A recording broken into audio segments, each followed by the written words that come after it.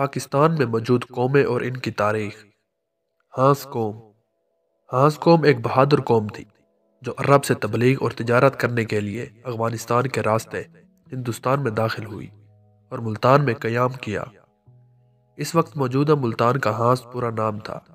پھر دہلی، کشمیر، اسی طرح مختلف علاقوں میں رہائش پذیر ہوئے۔ اکبر بادشاہ کے دور میں پوری فوج کی کمان بھی ہانس قوم کے سر تھی۔ اس اچھائی پر شیخ قطب اس کے بھائی ملک دین ہانس اجودھن کے آس پاس قلعوں کے ذمہ داری سونپی۔ ملکہ ہانس ہی ملک دین ہانس کی جہانگیر کی وجہ سے رکھا گیا۔ سکھ، ہندو، مسلمان بھائی بھائی کی طرح رہتے تھے۔ جب راجہ رنجیت سنگھ نے پاک پتن پر حملہ کیا، ملکہ دین ہانس، قطب دین ہانس کے علاقوں کو کافی نقصان ہوا۔ ہانس قوم کا جو بھی افراد ملتا تو اس کو قتل کر دیا جاتا تھا، کیونکہ وہ وفادار تھے اکبر کے۔ جب جنگ چشتی خاندان کے چند افرادوں نے راجہ رنجیت سنگھ سے صلح کے لیے بولا تو ہانس قوم کے سرداروں کو پھر قتل کر دیا۔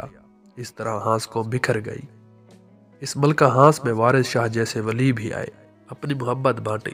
بابا فرید گنج شکر کے خاص مریدین شیخ قطب الدین کا نام شامل تھا، جس کی وجہ سے فرید کے دیگر مریدین جیلس بھی ہوتے تھے کہ سب سے زیادہ بابا فرید کو کیوں ترجیح دیتے تھے۔ ملکہ ہانس پاک پتن کے صوبہ پنجاب کا ایک تاریخ شہر ہے۔ یہ ضلع پاک پتن میں واقع تحصیل پاک پتن کا حصہ ہے۔ پنجاب کے مشہور شاعر وارث شاہ اپنے آبائی گاؤں جنڈیالہ شیر خان سے آ کر یہاں آباد ہوئے اور یہی مشہور منظوم کہانی ہیر لکھی۔ ملکہ ہانس میں حجرہ وارث شاہ میں ہر سال جشن وارث شاہ کے نام سے ایک میلہ منعقد کیا جاتا ہے، جس میں ہیر وارث شاہ پڑھنے کا مقابلہ ہوتا ہے۔ ارائیں قوم۔ ارائیں ایک عربی قوم ہے جو تہذیب کو اپنا دوست بنائے ہوئے ہے۔ ارائیں ایک ذات ہے۔ اس ذات کے لوگ پاکستان میں پنجاب اور سندھ، خیبر پختونخوا، بنوں اور بھارت میں اتر پردیش اور اتر کھنڈ میں بکثرت پائے جاتے ہیں۔ برطانوی استعمار سے آزادی سے قبل یہ پنجاب بھارت میں بھی بکثرت آباد تھے، جو قیام پاکستان کے موقع پر ہجرت کر کے پاکستان پنجاب چلے گئے۔ اپنے زرعی اور سیاسی پس منظر کی وجہ سے خاص شہرت رکھتے ہیں۔ بنیادی طور پر پاکستان، ہندوستان اور شام میں یہ قیام پذیر ہیں۔ پاکستان میں پنجاب، سندھ، اتر پردیش اور افغانستان، بلوچستان، پختونخوا یہ لوگ آباد ہیں۔ ارائیں ذات کے آباء و اجداد شامی عرب تھے جو 712 عیسوی میں جہاد کی غرض سے برصغیر آئے تھے۔ محمد بن قاسم کے ساتھ برصغیر میں داخل ہونے والی فوج کی تعداد 12,000 تھی۔ سیال قوم۔ سیال بنیادی طور پر پنجاب کا ایک زمیندار قبیلہ ہے، لیکن اس سے تعلق رکھنے والے افراد اب سندھ اور بلوچستان میں بھی آباد ہیں۔ پنجاب کے سیال اپنے نام کے ساتھ سردار، ماہر، نواب خاں اور جٹ سیال چودھری کا لاحقہ استعمال کرتے ہیں۔ پنجاب میں یہ قبیلہ جھنگ کے علاوہ سرگودا، خوشاب، منڈی بہاؤالدین، حالیہ، ضلع ساہیوال اور فیصل آباد کے علاقے کئی اضلاع میں آباد ہے۔ بیان کیا جاتا ہے کہ یہ سیال جو ایک پرمار راجپوت رائے شنکر کی اولاد تھا، جو الہ آباد اور فتح پور کے درمیانی علاقہ دارا نگر کے رہنے والا تھا۔ ایک کہانی یہ بھی ہے کہ پواروں کی ایک شاخ دارا نگر سے نقل مکانی کر کے جوم پور چلی گئی، جہاں شنکر پیدا ہوا۔ گورنر پنجاب آئی.ڈی. میکیلیگن کے مطابق شنکر کے ہاں 3 بیٹے ہوئے، جن کے نام گھیو، ٹیو اور سیو رکھے گئے۔ انہی سے جھنگ کے سیالوں، شاہپور خوشاب کے ٹوانوں اور پنڈی گھیب کے گھیبو کی نسل چلی۔ ایک اور روایت کے مطابق سیو سیال رائے شنکر کا اکلوتا بیٹا تھا، اور یہ کہ ٹوانو اور گھیبو کے مورثین امجد رشتہ دار تھے۔ کہا جاتا ہے کہ شنکر کی زندگی میں تو یہ مقام قبیلہ باہم شیر و شکر رہا، مگر شنکر کے وقت کے ساتھ ہی ان میں شدید جھگڑے شروع ہو گئے، جس وجہ سے اس کا بیٹا سیو المعروف سیال سلطان رکن الدین کے بیٹے علاء الدین غوری یا مسعود شاہ علاء الدین کے دور حکومت میں پنجاب کو نقل مکانی کر گیا۔ یہ شواہد بھی ملتے ہیں کہ قریباً یہ وہی دور تھا جب متعدد راجپوت خاندانوں نے موجودہ ہندوستان سے پنجاب کو نقل مکانی کی۔ ادھر اسی زمانہ میں بابا فرید الدین گنج شکر کی دینی تعلیمات اور اخلاق حسنہ کی بدولت یہاں اسلام خوب پھیل رہا تھا۔ کئی نے قیاس ہے کہ سیال آوارہ گردی کرتا ہوا اجودھن موجودہ پاک پتن جہاں پہنچا اور بابا فرید الدین گنج شکر کے ہاتھ پر مشرف با اسلام ہو گیا۔ بابا فرید الدین کی مثال تک یہ انہی کے پاس مقیم رہا۔ ان کے ساتھ راجپوتوں کی ایک شاخ ڈوگر یا ڈوگرا نے بھی اسلام قبول کیا، جو کہ اب جٹو میں شامل کیے جاتے ہیں اور ان کے ساتھ ہی رشتہ داری کرتے ہیں۔ مشہور ہے کہ بابا فرید الدین نے بشارت دی کہ اس کی اولاد دریائے چناب کے آس پاس کے علاقے نیا نام جھنگ پر حکمرانی کرے گی۔ میکن قوم۔ میکن لفظ ایک جٹ ذات کی گود ہے۔ پاکستان پنجاب میں بہت گاؤں اس ذات سے مشہور اور اس نام سے منسلک ہے۔ مثلا گاؤں میکن، گاؤں لسوڑی، یہ دونوں گاؤں ضلع منڈی بہاؤالدین میں واقع ہے۔ ضلع سرگودا میں بھی جٹ میکن ذات کی اکثریت موجود ہے اور کئی گاؤں ان کے نام سے منسلک ہیں۔ یہ تحصیل بھیڑا سے تحصیل سہیوال تک ضلع سرگودا میں اکثریت سے موجود ہے۔ میکن کبھی کبھی میکان یا میکن بھی کہتے ہیں، یہاں تک کہ میکن کی بھی جاٹ حیثیت کا قبیلہ ہے۔ وہ پنور، پرمار، راجپوتوں اور ڈڈی قوم کے قبیلے کی طرح اس کے آباء و اجداد بھی بہار کے دعوے دار ہیں۔ قبیلے کا دعویٰ ہے کہ وہ سندھ میں عرب حکمران کے خاتمے کے بعد تھل میں آباد ہوا۔ جب ہندو بادشاہ کنوج ایک پرمار راجپوت نے تھل کے علاقے پر قبضہ کر لیا اور اس نے اپنے رشتہ داروں مکینوں کو آباد کیا۔ اس کے بعد انہوں نے بکھر ضلع میں واقع مانکھیرا قصبے میں ایک ریاست قائم کی جو تھل کا بیشتر حصہ احاطہ کرتا تھا۔ اس نے 500 سال تک جاری رکھا، یہاں تک کہ اس کے ریاست کو بلوچوں نے حملہ کر کے تباہ کر دیا تھا۔ ان کی ایک روایت کے مطابق مانکھیرا ریاست کی بنیاد راجہ سنگھ نے رکھی تھی، جس کا تعلق کنوج کے شاہی گھر سے تھا، اور اس نے دہلی کے سلطان غیاث الدین بلبن کے زمانے میں اسلام قبول کیا تھا۔ بابا فرید گنج شکر 15ویں صدی کے آخر تک مکران سے تعلق رکھنے والے بلوچ مانکھیرا اس کے آس پاس آئے۔ اس کے بعد اگلے 300 سال تک اس ریاست پر حکمرانی کی۔ میکن جو کرانہ بار میں آباد ہوئے اور بار کے دوسرے قبائل کی طرح دیہاتی بن گئے، انہوں نے گرنال کے مغرب میں واقع کرانہ بار میں واقع ایک مقاطع والے علاقے پر قبضہ کر لیا۔ حالانکہ ان کی تعداد جہلم اور گجرات اضلاع میں بھی ہے۔ موجودہ علاقے میں اب سرگودا، خوشاب اور میاں والی اضلاع کا ایک حصہ بنتا ہے۔ حالانکہ جیسا کہ پہلے ہی ذکر کیا جا چکا ہے کہ جہلم، گجرات اور منڈی بہاؤالدین اضلاع میں چھوٹی چھوٹی بستیاں ہیں۔ پوٹھوہار میں جہلم چکوال کے علاقے میں میکن ایک اہم قبیلے کی جماعت ہے۔ قریشی قوم۔ قریش عرب کا ایک مشہور اور ذی عزت قبیلہ، نیز اس کا کوئی فرد یا افراد بنو قریش یا قریش مکہ کا ایک اہم ترین قبیلہ تھا۔ خاتم النبی حضرت محمد صلی اللہ تعالی وآلہ وسلم کا تعلق اس قبیلے کا ایک شاخ بنو ہاشم سے تھا۔ حضور محمد صلی اللہ تعالی وآلہ وسلم کے جد امجد قصا ابن کلاب کے اولاد کو قریش کہا جاتا ہے، کیونکہ قصا ابن کلاب نے اہل عرب کو ایک مرکز پر جمع کیا، اس لیے وہ قریش کہلائے۔ کیونکہ تقرش کا مطلب عربی میں جمع کرنے کا اور قصا عرب کو جمع کرنے والے تھے۔ تاریخ طبرہ کے مطابق قصا ابن کلاب وہ پہلے شخص ہیں جنہیں قریش کہا گیا۔ عبد الملک بن مروان کا کہنا ہے کہ قصا ابن کلاب سے پہلے کوئی قریش نہیں تھا۔ حضرت اسماعیل علیہ السلام کی نسل میں ایک شخص نصر بن کنانہ تھا۔ اس کے اولاد کو قریش اس لیے کہتے ہیں۔ قریش کے معنی ایک جگہ جمع ہونے کے ہیں۔ یہ بنی کنانہ حرم کی خدمت کے عرض سے سب ایک جگہ رہتے تھے، اس واسطے ان کا لقب قریش ہو گیا۔ اگرچہ بنی کنانہ کے اس لقب قرار پانے کی اور وجوہات بھی ہیں، لیکن صاحب قاموس نے اس وجہ کو مقدم رکھا ہے۔ تاریخ بخاری، مستدرک حاکم، دیر ابن مردویہ وغیرہ میں امہانی سے روایت ہے، جس کے ایک ٹکڑے کا حاصل یہ ہے کہ ان حضرت صلی اللہ تعالی وآلہ وسلم نے فرمایا، قریش کے اس میں بڑی عزت ہے کہ اللہ تعالیٰ نے ایک خاص صورت ان کے حق میں ایسی نازل فرمائی جس میں کسی دوسرے کا ذکر نہیں ہے۔ حاکم نے اس حدیث کو صحیح کہا۔ حاصل یہ ہے کہ جس طرح اس صورت میں قریش کی عزت ہے۔ ماچھی قوم۔ تمام ماچھی عرب سے تعلق رکھتے ہیں۔ یہ محمد بن قاسم کے ساتھ ہندوستان آئے تھے اور وہاں یہ سلطنت عرب میں صحراؤں میں مسافر اور تاجروں کے لیے بنائے گئے صحرا مسافر خانوں کے گورنر ہوتے تھے اور سرحدی علاقوں کے حفاظت کا فریضہ بھی سر انجام دیتے تھے۔ ان کے قبائل پورے عرب میں آباد تھے اور عرب نسل تھے۔ تاریخ میں ان کا تعلق دائی حلیمہ سعدیہ اور حضرت علی کے ایک آزاد کردہ غلام ابن قمر سے بتایا گیا ہے۔ محمد بن قاسم کے ساتھ یہ قبیلہ ہندوستان میں آیا جو کہ لشکر کی جنگجو حصہ میں شامل تھا۔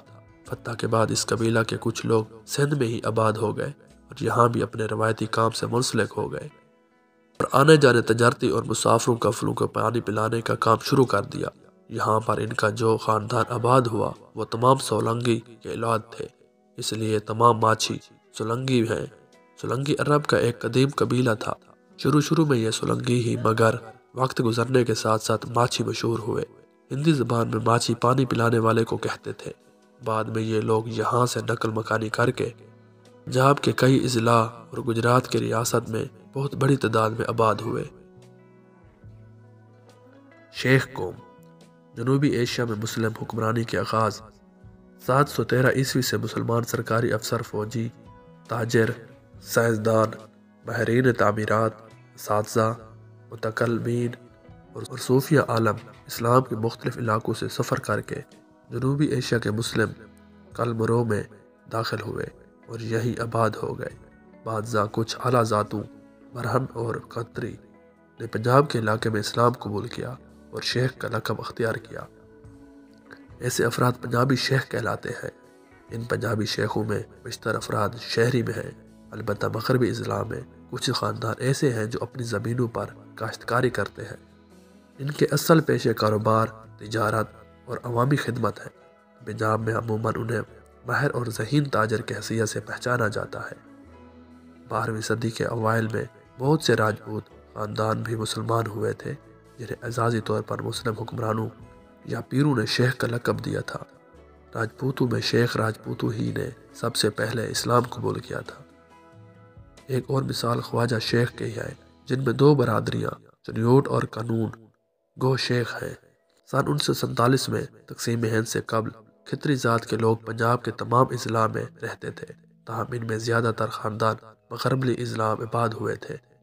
کھتری، راجپوت، گجر اور گکھر وغیرہ کے بہت سے خاندان مسلمان ہو گئے تھے۔ صدیقی، قریشی، شیوخ اور عباسی برادریاں انہی نو مسلم خاندانوں سے تعلق رکھتی ہیں۔ یہ تمام برادریاں پنجاب میں پنجابی گو شیخ کہلاتی ہیں اور سندھ میں سندھی گو شیخ۔ صدیقی شیوخ اس وقت بھی بھارت کے شمالی علاقوں بالخصوص اتر پردیش اور ہریانہ میں بکثرت آباد ہے، جبکہ بہار مغربی بنگال اور حیدرآباد میں کچھ خاندان پائے جاتے ہیں۔ سرسود برہمن بھی اسلام قبول کرنے کے بعد اپنے ناموں کے ساتھ شیخ کا لقب استعمال کرنے لگے۔ تمام مسلم راجپوت جنہوں نے اسلام قبول کیا تھا شیخ کہلاتے ہیں۔ نیز چونکہ مغل حکمرانوں نے بعض راجپوت خواتین کے اپنے حرم میں شامل کر لیا تھا، اس لیے بعض موقع پر راجپوت اپنے ناموں کے ساتھ مغل بھی لگاتے تھے، لیکن حقیقت میں یہ شیخ ہی کہلائے۔ بخاری قوم پاک و ہند میں سادات کا ایک مشہور قبیلہ سادات بخاری کا ہے، جن کے مورث اعلیٰ سید جلال الدین سرخ بخاری نقوی تھے اور آپ کا سلسلہ نسب اس طرح امام علی نقی علیہ السلام تک منتہا ہوتا ہے۔ آپ بقول ربینہ ترین بخار میں پیدا ہوئے اور آپ کے القابات میر سرخ، شریف اللہ، ابو احمد، ابو البرکات، جلال اکبر، میر بزرگ، مخدوم اعظم اور عظیم اللہ تھے۔ آپ نے ابتدائی تعلیم اپنے والد سے حاصل کی اور بخارا میں سید فاطمہ بنت سید قاسم بخاری سے آپ کا عقد ہوا، جن سے سید علی اور سید جعفر اولاد ہوئے۔ بیوی کی وفات کے بعد آپ اپنے بیٹوں سمیت بخارا سے ملتان اور پھر بکھر پہنچے۔ بکھر کے ایک رئیس بدر الدین بن صدر الدین خطیب کے دختر سے شادی کی۔ لوگوں نے ایک نووارد کی آمد کی مخالفت کی، جس کی وجہ سے آپ نے بکھر کو خیرباد کہا اور بقول صاحب آپ کوثر وارد اوچ ہوئے اور محلہ بخاریاں کی بنیاد رکھی۔ اس زمانہ میں اوچ کو دیو گڑھ کہتے تھے۔ ملتان میں آپ نے بہاؤالدین ذکریہ ملتانی سے بیعت کرنے کے بعد اوچ میں خانقاہ بخاریہ کی بنیاد رکھی اور وفات پائی اور آپ کو قصبہ جناب رسول پور میں دفن کیا گیا۔ جب دریا کے طغیانوں کے بعد یہ حصہ متاثر ہوا تو آپ کو سیونگ بیلا منتقل کیا گیا۔ جب یہ علاقہ بھی دریا کی زد میں آیا تو آپ کو آپ کے پوتے صدر الدین راجو کتال کے مزار کے ساتھ دفن کیا گیا۔ پھر مخدوم حامد نوبہار اول نے زبردست مخالفت کی، باوجود آپ کی جسد مبارک کو وہاں سے نکال کر اس جگہ دفن کیا گیا جہاں اب آپ کا مزار مرجع خلائق ہے۔ نیز واضح رہے کہ آپ کے 5 بیٹے تھے: سید علی، سید جعفر، سید احمد کبیر، سید محمد غوث۔ راجپوت جس کے معنی راجاؤں کے بیٹے کے ہیں، اور وہ اپنا سلسلہ نسب دیو ملائی شخصیت سے جوڑتے ہیں۔ یہی وجہ ہے کہ ان کی ابتدا اور اصلیت کے بارے میں بہت سی نظریات قائم کیے گئے ہیں۔ مشہوری پرشاد کا کہنا ہے کہ وہ ویدک دور کے چھتری ہیں۔ بعض کا کہنا ہے کہ یہ سیتھن اور ہن عملہ آوروں میں سے بعض راجپوتانہ میں حکیم ہو گئے تھے، اور انہوں نے گونڈوں اور بھاروں کے ساتھ برہمنی مذہب کو قبول کر کے فوجی طاقت حاصل کر لی۔ مسٹر سی وی ویدیا کا کہنا ہے کہ پرتھوی راج راسا کے مصنف چندر برائے نے راجپوتوں کو سورج بنسی اور چاندر بنسی ثابت کرنے سے عاجز آ کر ایک نئے نظریہ کے تحت ان کو اگنی کال قرار دیا تھا، یعنی وہ آگ کے خاندان سے ہیں، اور وششٹھ نے جو قربانی کی آگ روشن کی تھی، اس سے راجپوتوں کے مورث اعلیٰ پیدار ہوا تھا۔ لیکن اب بعض فاضل ہندو نے اس شاعرانہ افسانے سے انکار کیا ہے، اور زیادہ تر حضرات کا خیال ہے کہ راجپوت قوم کی رنگوں میں غیر ملکی خون ہے۔ ٹاڈ نے اپنے مشہور کتاب تاریخ راجستھان میں سے اس نظریے کی تائید کی ہے۔ راجپوتوں کو وسط ایشیا کے ستھن قبائل کے قریبی قرار دیا ہے۔ عہد قدیم سے محمود غزنوی کے دور تک بہت سی اقوام ہند پر حملہ آور ہوئی۔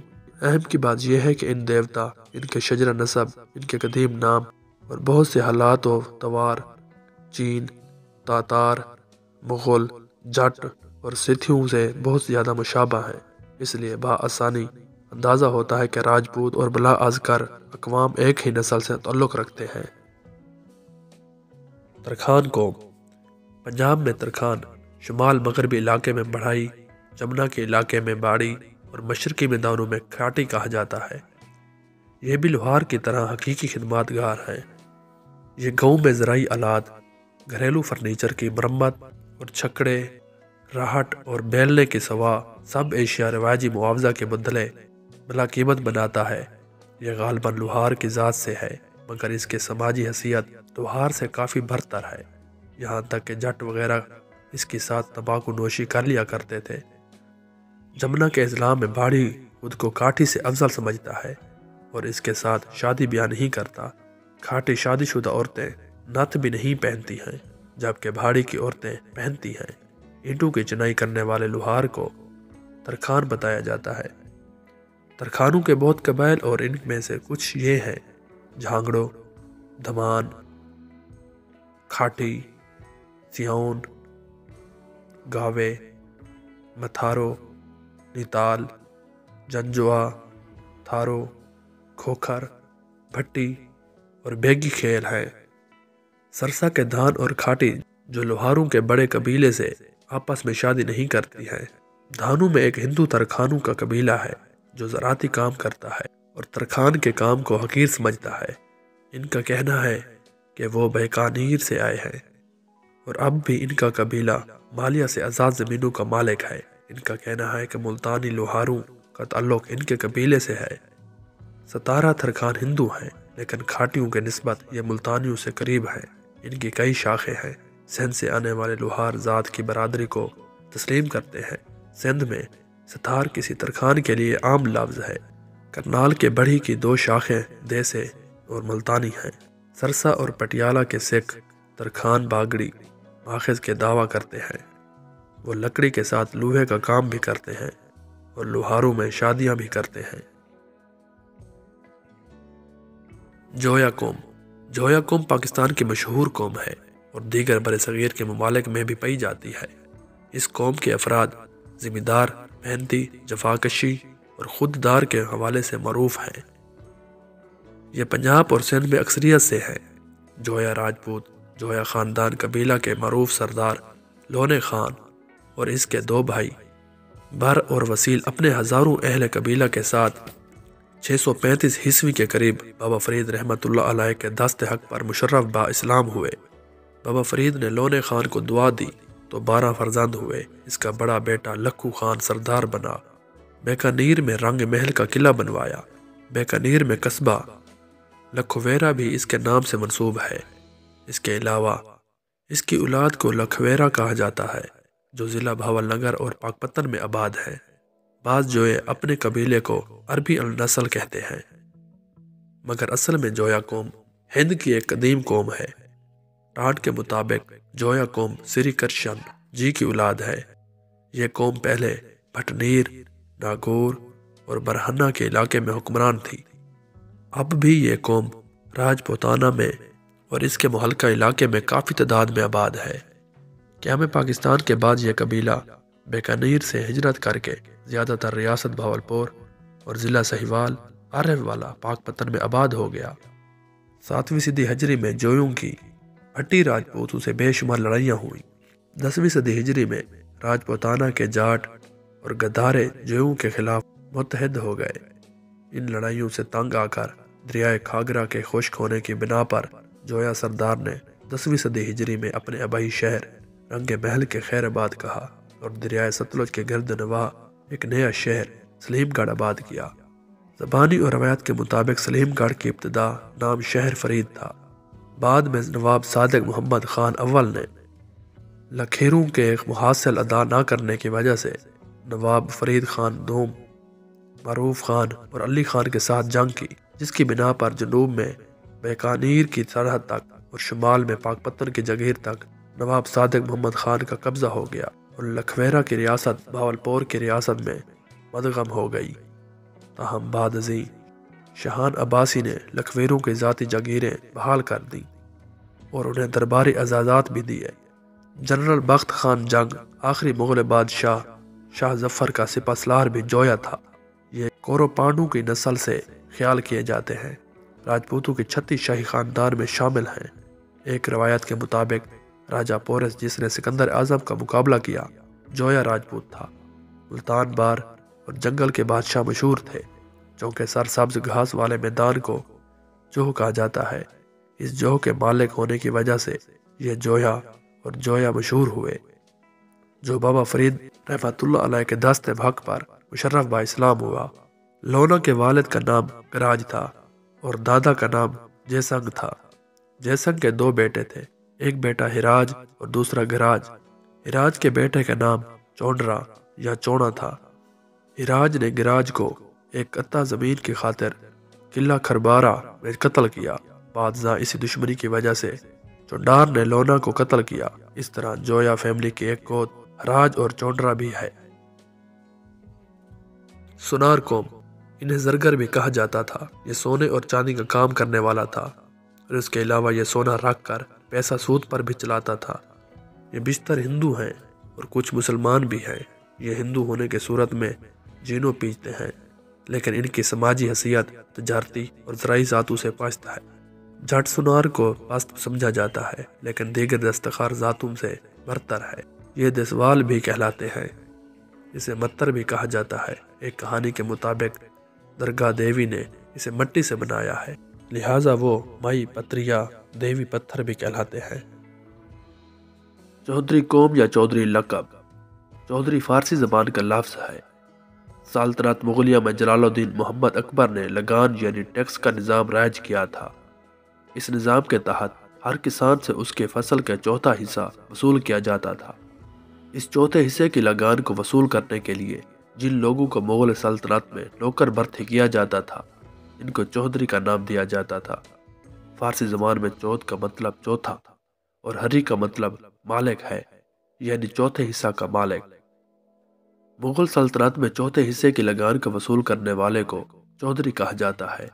پاکستان میں چودھری کا لفظ جٹ، ارائیں، گجر اور راجپوت ذات سے تعلق رکھنے والے لوگ اپنے خاندانی نام کے طور پر استعمال کرتے ہیں۔ عام طور پر ارائیں اپنے نام کے بعد اور راجپوت نام سے پہلے چودھری استعمال کرتے ہیں۔ بلوچ قوم، بلوچ نسلاً عربی ہے۔ لفظ بلوچ کو مختلف ادوار میں مختلف اقوام نے بلوچ، بلوس، بلوش، باؤس، بیلوس اور بالوس لکھا اور استعمال کیا ہے۔ اہل بابل اپنے قومی دیوتا کو بال عظیم کہا کرتے تھے۔ یونانیوں نے اسے بیلوس کہا۔ عہد قدیم میں لفظ بلوچ کو بعلوس اور بیلوس لکھا جاتا تھا۔ اس کے بعد یہ لفظ بیلوس اور بعلوس کے طور پر تحریر بیان میں آتا رہا۔ عرب اسے بروج، بلوس اور بلوچ ادا کرتے ہیں، اور ایرانی اسے بلوچ لکھتے اور بولتے ہیں۔ ہمارے یہاں ایرانی لفظ بلوچ رائج ہے۔ اصل میں لفظ بلوس ہے، جسے عربوں نے بلوش اور ایرانیوں نے بلوچ لکھا ہے۔ ایرانی صاد ادا نہیں کر سکتے، اس لیے انہوں نے صاد کو چے سے بدل کر اسے بلوچ کی صورت عطا کی، اور عربوں نے صاد کو شین سے بدلا اور اس طرح بلوچ لفظ بنا۔ کھوکھر قوم۔ کھوکھر پنجاب میں ایک قبائلی برادری ہے جو اس وقت پاکستان اور بھارت کے پنجاب کے علاقوں میں رہائش پذیر ہے۔ لفظ کھوکھر فارسی لفظ خوخار سے نکلا ہے، جس کے معنی خون خار کے ہیں۔ کھوکھر زیادہ تر مسلمان ہیں اور مذہب اسلام کے پیروکار ہیں۔ کھوکھروں نے اس وقت اسلام اپنایا کہ جب وہ حضرت بابا فرید الدین گنج شکر کے زیر اثر آئے۔ قرون وسطی کے فارسی مورخ فرشتان نے کھوکھروں کو اپنی تحریروں میں مذہب کے بغیر ایک لڑکا قوم لکھا ہے۔ کھوکھر قبیلہ 13ویں اور 15ویں صدی کے دوران پنجاب کا سب سے طاقتور، با اثر اور سب سے غالب قبیلہ رہا۔ ایک زمانے میں کھوکھروں نے دہلی، لاہور اور کشمیر پر بھی قبضہ کیا اور وہاں اپنی حکومت قائم کی۔ بالخصوص علاقہ پوٹھوہار، دریائے چناب اور دریائے جہلم کے درمیان کھوکھروں نے ایک طویل عرصہ تک حکومت کی۔ پنجاب کے علاقے میں کھوکھروں کے پاس کافی رقبے ہیں۔ پرانے زمانے میں کھوکھر گھوڑوں کے شوقین رہے ہیں، کیونکہ اس زمانے میں جنگوں میں گھوڑوں کی ضرورت ہوتی تھی۔ کھوکھر کاشتکاری میں بھی شروع سے ماہر ہیں۔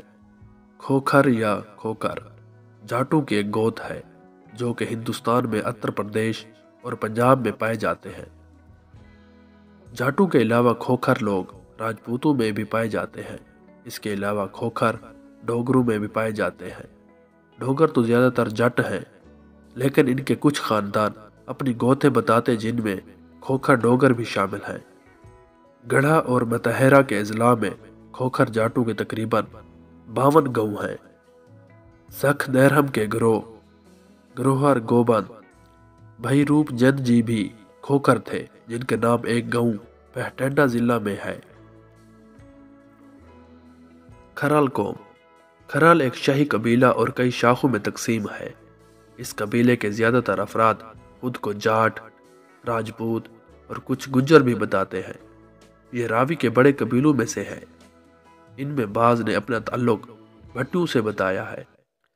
کچھ کھرل اپنے آپ کو پنوار راجپوت کہتے ہیں اور کچھ راجہ کرن سے اپنا رشتہ جوڑتے ہیں۔ ان کا کہنا ہے کہ انہوں نے مخدوم شاہ جہانیاں کے ہاتھوں اسلام قبول کیا ہے۔ ان کی جنگ کے سیالوں کے ساتھ شدید دشمنی رہی ہے۔ یہ فساد پسندی اور بلند حتمی میں سب سے آگے رہے ہیں۔ ان کا مشہور رہنما کھرال اور حریف قبائل کا سربراہ تھا۔ وہ 5 باغبانہ تحریکوں کا رہنما تھا۔ اسے 1857 میں کیپٹن بلیک کی قیادت میں مار دیا گیا۔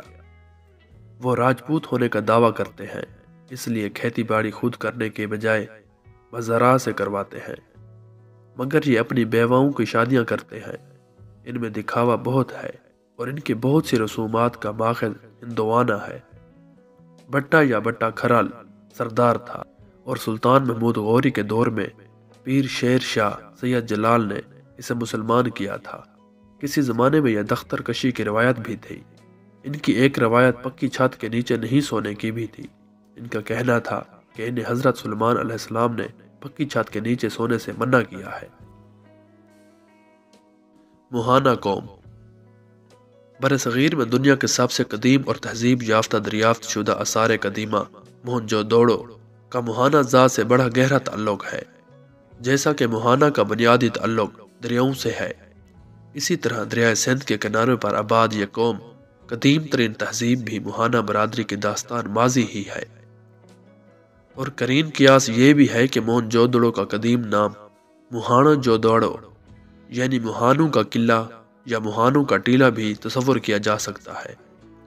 بنیادی طور پر لفظ موہانا 2 لفظوں کا مجموعہ ہے، مونہا یعنی چہرہ، دوسرا ہانا یعنی چہرے کا سامنے کا حصہ، جس کا پورا مطلب ہے منہ والا۔ دیگر مینوں میں سرائیکی زبان کے اعتبار سے عزت والا، غیرت والا بھی منقول ہے۔ موہانجو داڑو کی تباہی کے بعد یہ قوم پوری دنیا میں بحری پیٹیوں میں پھیل گئی، جس میں بالخصوص بحیرہ عرب کے ساحلی علاقے سرفہرست ہیں۔ بعد ازاں یہ قوم خالص عربی کلچر کے بھی عکاسی بنی۔ عرب قوم چونکہ ایک غیرت مند اور غیور قوم جانی جاتی ہے، اپنی ہزاروں سالہ پرانی جنگجوانہ روایت اور قبائلی نظام کی وجہ سے اپنا ایک منفرد مقام رکھتی ہے، اور موہانا یعنی موہنا، جس کا عربی میں عمومی معنی نجات اور خوشی ہے، بالخصوص اس سے مراد نوح علیہ السلام کی کشتی اور طوفان سے سلامتی بھی منقول ہے، جس کی وجہ سے بحری پٹی اور دریاؤں پر آباد موہانا جو ملاح گیری کے قدیم ترین پیشے سے وابستہ ہوئے، وہ کشتی بانی کو پیشہ پیغمبری جان کر اس پیشے کو عزت والا پیشہ بھی سمجھتے ہیں۔ اس عرب قبیلے کا قدیم ترین پیشہ ماہی گیری ہے، جس کی باقیات پوری دنیا میں لفظ موہنا سے ملتے جلتے ناموں سے موجود ہیں، جو علاقائی زبانوں قیام کی وجہ سے بدلتے رہے۔ اسی وجہ سے موہانا عرب ممالک کے علاوہ ہند و پاک میں آباد ایک قدیم قبیلہ ہے، جس کا عمومی مذہب اسلام ہے، اور اس میں سب سے معروف سندھی موہانوں، سرائیکی موہانا، ملاح گیر کے پیشے سے وابستگی کی وجہ سے امیر البحر یا میر بحر ملاح وغیرہ کافی معروف ہیں۔ نیز بانی پاکستان قائد اعظم محمد علی جناح بھی اپنے والد کی نسبت سندھ کے معروف موہانا قبیلے کچھی اور والدہ کی نسبت راجپوت قوم سے تعلق رکھتے تھے، جس کا اظہار انہوں نے 1938 میں شملہ میں قیام کے دوران اپنے دوستوں سے گفتگو کے دوران خود کیا تھا۔ ان کے والد کا تعلق موہانا قبیلے سے ہے۔ موہانا قوم کی بنیادی پہچان کشتی بانی اور ماہی گیری ہے۔ دوستو، یہ ہیں پاکستان میں موجود کچھ ایسی قومیں جن کی مثالیں اور بہادری کے قصے آج بھی سنائے اور مانے جاتے ہیں۔